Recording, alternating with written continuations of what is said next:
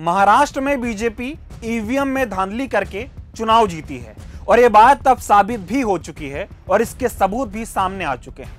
ये सबूत किसी और ने नहीं बल्कि खुद चुनाव कराने वाले अधिकारी ने दिए हैं। और इतना ही नहीं, ईवीएम में धांधली चोरी छुपे नहीं हुई है बल्कि एक पुलिस अधिकारी की आंखों के सामने खुलेआम की गई है।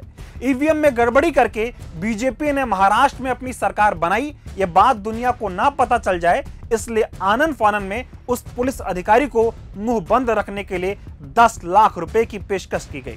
दरअसल महाराष्ट्र में एक बार फिर ईवीएम से छेड़छाड़ का ऐसा मामला सामने आया है जो बेहद गंभीर और बीजेपी की पोल खोलने वाला है।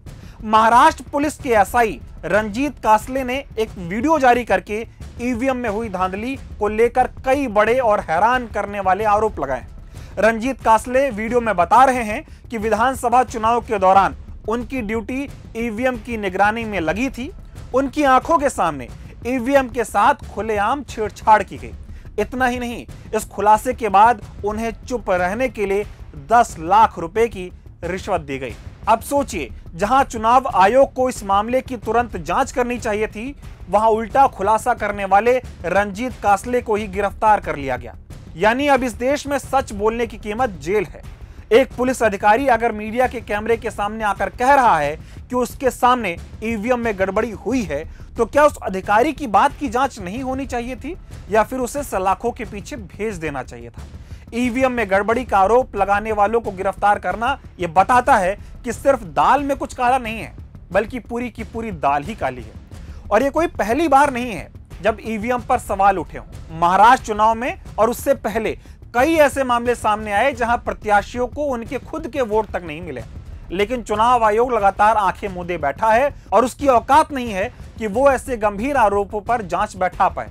आपको याद होगा, महाराष्ट्र चुनाव से पहले और उसके बाद विपक्ष के कई बड़े नेताओं ने ईवीएम में गड़बड़ी के सीधे सीधे आरोप बीजेपी पर लगाए थे, लेकिन देश का चुनाव आयोग हर बार की तरह मौन रहा और ना कोई जांच हुई ना कोई जवाब आया।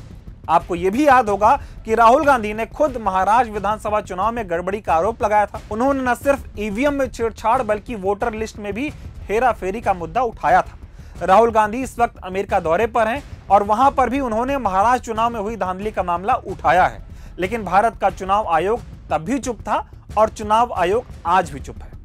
अब आप खुद सोचिए, चंद सेकंड में दूध का दूध और पानी का पानी साफ हो जाएगा।